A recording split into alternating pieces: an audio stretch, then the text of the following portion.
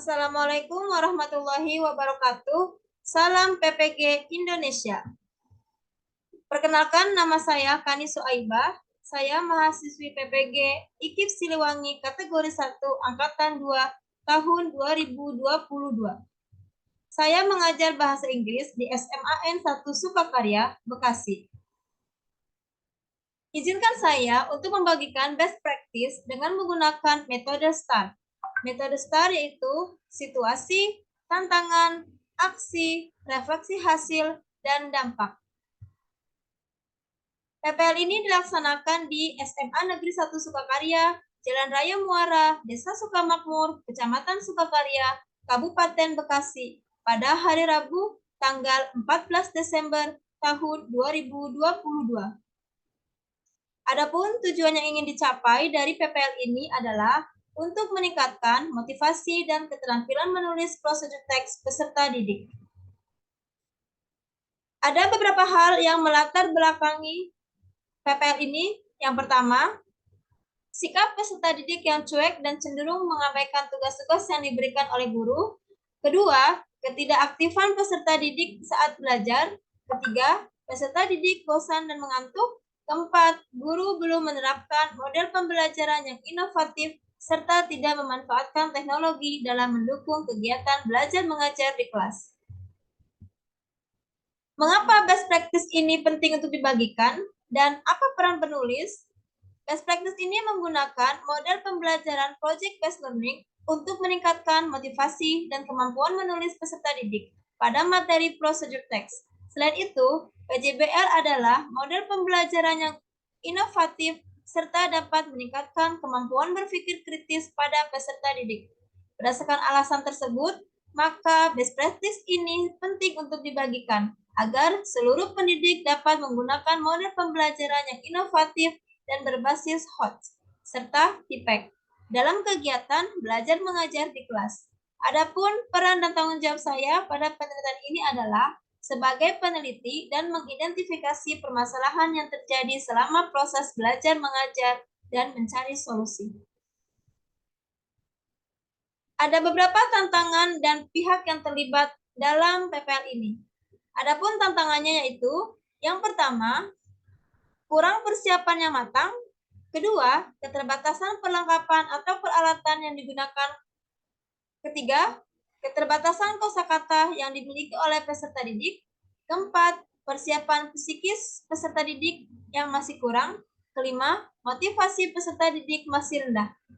Adapun pihak yang terlibat dalam PPL ini adalah peserta didik kelas 12 sebagai subjek, observer, operator dalam pembuatan video, teman sejawat, dosen, dan guru pamong.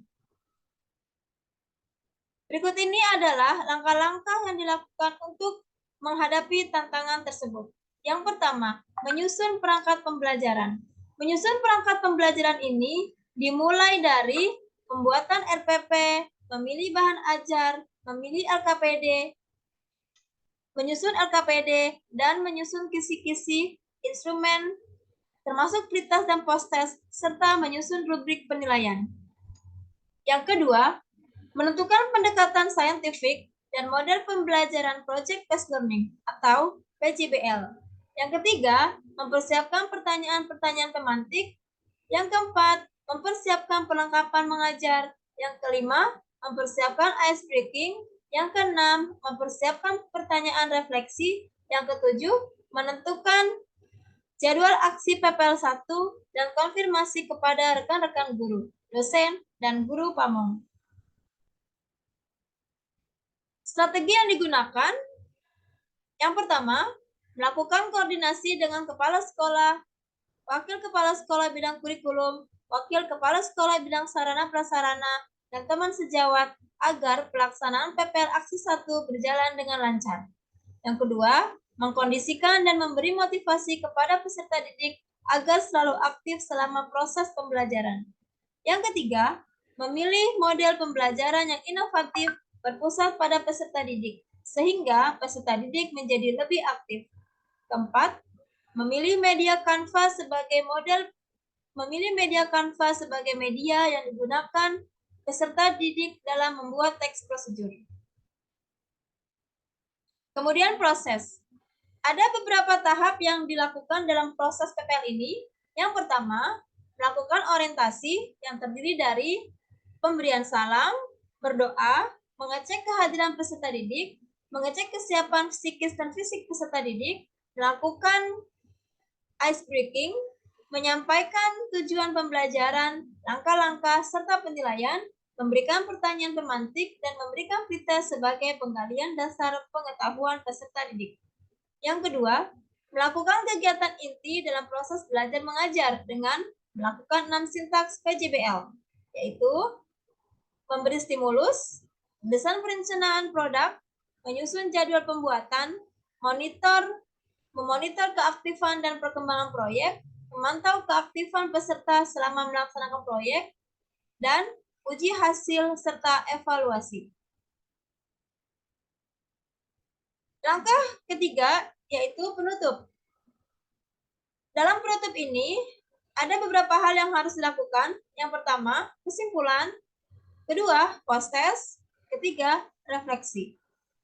Kemudian, setelah dilakukan penutup, maka guru menyebarkan angket kepada peserta didik dan observer terkait model pembelajaran PJBL, guna untuk mengetahui respon peserta didik dan observer terhadap model pembelajaran yang telah dilaksanakan. Kemudian, sumber pendukung. Adapun sumber daya materi yang diperlukan adalah LCD, proyektor, laptop, handphone, ruang kelas, dan alat tulis. Kemudian refleksi dan dampak. Dampak dan refleksi bagi peserta didik adalah yang pertama, PJBL membuat peserta didik lebih aktif dan kreatif serta meningkatkan nilai sosial dan kerjasama antar peserta didik. 2. Penggunaan media berbasis TIPEK memudahkan peserta didik dalam memahami materi dan meningkatkan motivasi belajar peserta didik. Yang ketiga, peserta didik merasa senang dengan proses pembelajaran menggunakan model pembelajaran project-based learning. Respon observer. Yang pertama, secara keseluruhan, guru sudah dapat mengkondisikan kelas dengan baik dan menjadikan peserta didik dapat terlibat secara aktif. Kedua, guru sudah bisa menjadi fasilitator dalam penggunaan bahasa Inggris yang aktif sebagai bahasa pengantar dalam kegiatan pembelajaran. Ketiga, faktor keberhasilan pembelajaran ini ditentukan dari penguasaan guru terhadap model dan metode pembelajaran, media pembelajaran, dan langkah-langkah pelaksanaan dalam merancang RPP yang telah dibuat. Keempat, kegiatan yang sudah dilakukan oleh guru yakni dapat menjadikan guru lebih kreatif dan inovatif dalam memilih dan menggunakan model pembelajaran yang sesuai dengan indikator, materi pembelajaran, dan karakteristik peserta didik, sehingga tujuan pembelajaran dapat tercapai dengan baik. Berikut ini link angket yang diberikan kepada peserta didik dan diberikan kepada observer. Demikianlah penjelasan tentang best practice dari PPL Aksi 1 yang telah dilaksanakan. Terima kasih. Wassalamualaikum warahmatullahi wabarakatuh.